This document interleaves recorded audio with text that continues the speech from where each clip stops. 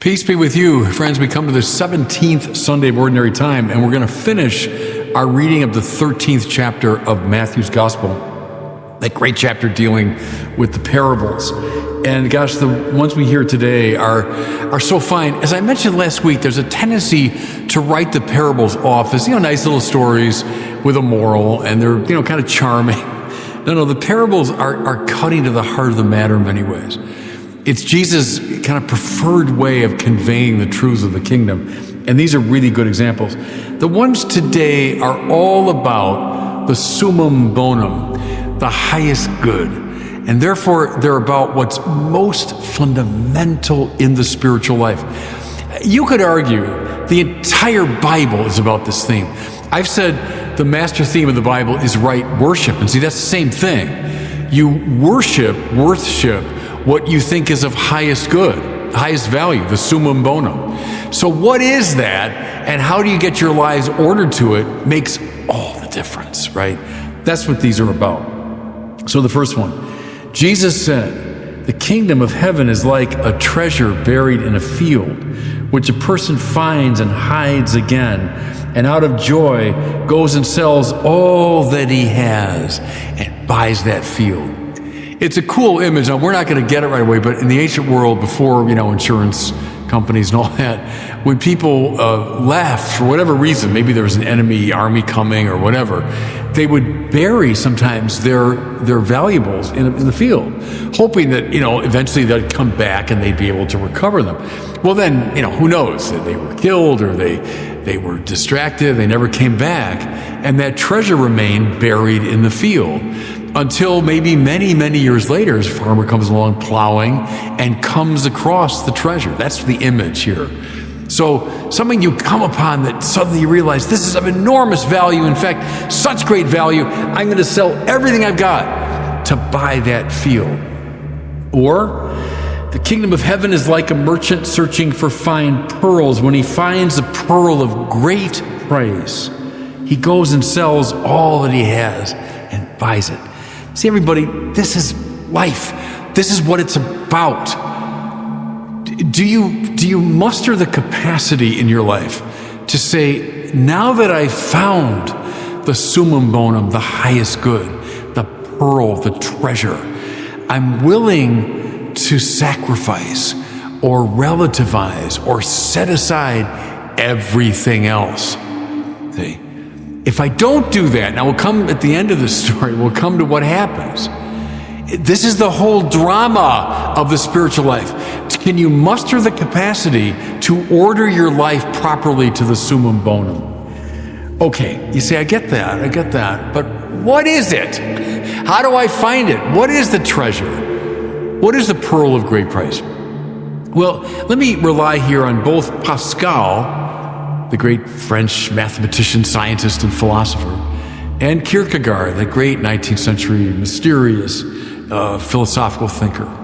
They both say something similar, really, about three stages of life or three stages of value. Call them the goods of the body, the goods of the mind, and then the goods of the heart. What are the goods of the body? Well, all those values associated with sensual pleasure.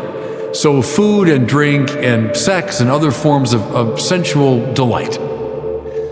Are those good things? Yes. I've said a million times, Catholics aren't Puritans. We like the body. We like the goods of the body. We're in favor of food and drink and sex and sensual pleasure. They're all good things. Whatever God makes is good. The ensemble, very good. So we like all these things. They're good. But listen, everybody. They're not the summum bonum. They're not the highest good. Now, Plato understood this. This is a very ancient perception. Why aren't they the summum bonum? If you're a hedonist, right, you think they are the summum bonum. That's what life's all about. Eat, drink, and be merry. That's what life's all about, getting as much pleasure as you can. But what if sages across the ages realized, how ephemeral, how fleeting these goods are? I'm going to give an example. When I was in Santa Barbara, I was there for 6 years, loved it, lived in that beautiful city. And one thing I love to do is there were mountains right near my house, and I could just walk a little bit and enter a mountain trail. And there's this good, challenging walk kind of up the mountain. I get to the top after this good exercise. I could see Santa Barbara. I could see the Pacific Ocean. I'd walk down this beautiful hill, and I'd get back home. I get a tall glass of ice water, and I would sit down in my comfortable chair on the back porch. And my back porch looked up at the mountains. And I'd sit down, and after that good exercise and the endorphins have been released, right? And then I'm sipping the water. And at that moment, looking up at the mountains, surrounded by beautiful things, I think, this is bliss, this is just it. I love it. I love it. Then, a few minutes later, the water's gone. And, okay, all right, that was great. And I'm, waiting for my next thing. What else am I going to do? Like all sensual pleasure, it came and it went. Great. And then it passes. Think of every meal you've ever eaten, and the best meal you've ever eaten, the best one. Surrounded by friends, nice cigar afterwards. And then the meal's over, and okay, feel kind of stuffed. My clothes smell like cigars. Maybe I'm a little bit sick from that dinner. Sensual pleasure, it happens, and then it's over. I've told you before about my addiction to popcorn. Just today, before I came over here, I had lunch. I have a very simple lunch, soup and a little bit of chicken and cheese, and I was still a little bit hungry, and so I got this bowl of popcorn. And when I'm eating popcorn, the first couple bites, it's like I'm in heaven. I love it. I just love it. But then, of course, I ate the whole bowl of popcorn. And afterwards, you get the kernel stuck in your teeth, and your mouth's kind of greasy, and you got popcorn on your... That's bodily pleasures are like that. They come and they go. Wise people realize they're not the summum bonum. They're not the treasure. They're not the pearl of great price. They're good, but they're not summum bonum. Okay. From the goods of the body to the goods of the mind. Now, this is interesting. As you mature and you get a broader experience of things, you realize there are certain goods that are accessed through the mind that are more substantial, less evanescent than the mere goods of the body. Think now of someone, mathematics and science and literature and philosophy, these goods of the mind that give you access to deep and abiding truths about the world, You have, and Plato saw this, you have stepped out of the ordinary world of sense experience, the goods of the body, to a higher plane. The great story here is Alexander the Great and Diogenes, the philosopher. So the story, if it's not true, it should be, right? That Diogenes is there on a sunny day and he's drawing figures on the ground. He's doing mathematical calculations, and Alexander the Great had just conquered his town, and he'd heard about this great sage. So Alexander comes and he stands next to Diogenes, who's on the ground, and he says, I am Alexander. I've just conquered your city. What can I do for you? And the philosopher responded, you can get out of my light. He was blocking the light, for these things on the ground. What does that show you? That he was saying, look, man, I know you can try and give me any sensual pleasure I want. I mean, you're the great Alexander, but I don't want those things. I'm not interested in those things. I move to a higher plane, right? Or one of my favorite stories is of Thomas Aquinas, my hero, is that he and his brother Dominicans were coming back from a journey, and they were approaching the city of Paris, which was seen in the Middle Ages as it is today, one of the great cities in Europe. And they came to this ridge, and they suddenly saw the city in all its splendor. And one of the brothers said, "Oh, what wouldn't you give for that city?" And Aquinas said, "I'd give the whole thing if I could just get that Chrysostom commentary on Matthew." As we're reading Matthew's gospel here. Well, what that tells you is Thomas Aquinas, he wasn't beguiled by the sensual pleasures that could come from, ruling the city of Paris. He wanted Chrysostom's commentary. He had moved from the mere goods of the body to the goods of the mind. Okay. Have we found the summum bonum? Not yet. Not yet.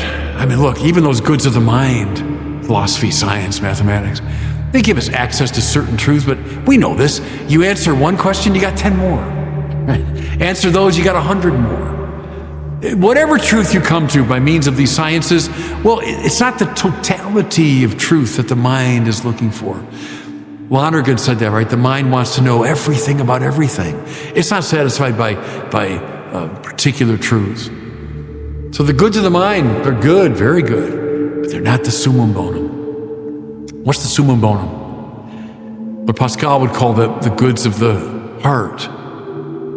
What Kierkegaard would call the properly religious dimension of life.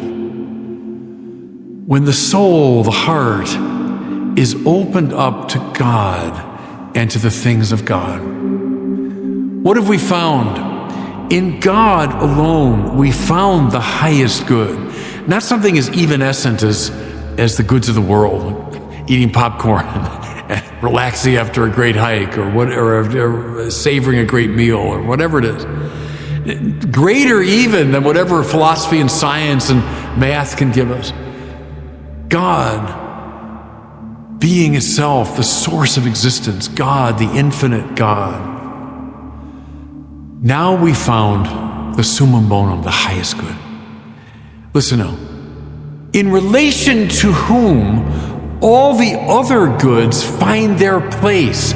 See, we don't have to play the game of, I found God, therefore I'm rejecting everything else. No. Seek ye first the kingdom of God and his righteousness, and the rest will be given unto you.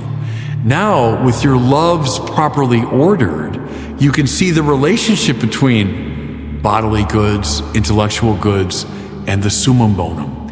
But see, the point is, everybody, once you found the pearl of great price, don't mess around with simulacra. Once you've found the treasure, sell everything else, meaning don't treat anything else as the summum bonum. The Lord, the God of Israel, is a jealous God. That's what it means. Not that God's falling into a jealous snit. He doesn't have emotions the way we do. It means there's no competition here. You can't have two highest goods. When you find the summum bonum, relativize everything else in your life and order it there. You know, a very good example of this to me is the great Thomas More, Lord Chancellor of England, a man, who loved the good things of the body. He had this manor house and he ate fine meals and he was acquainted with the most exalted spirits in Europe and he knew the goods of the body and of the mind. Of course he did. But when he was brought to the scaffold because he had opposed Henry VIII, what did he say? I die the king's good servant. Yeah, he was. All his life, he was the king's good servant. He served the political ends of England. Yeah, he believed in that. He was the king's good servant. But God's first, right? That's how it works. Seek ye first the kingdom of God and his righteousness, and the rest will be given unto you. What's the central tragedy of life? And I make bold to say this without fear of contradiction. The central tragedy of human life, as Augustine put it, is mistaking a creature for the creator. When I take anything creaturely, a good of the body or the mind, anything creaturely, and I make that my summum bonum, all the trouble in life that we experience spiritually and psychologically, everybody, follows from that fatal move. Seek ye first the kingdom of God. When you find the treasure, relativize everything else. When you find the pearl, buy it. Relativize everything else. To get that right is to live as a citizen of the kingdom of God. And God bless you.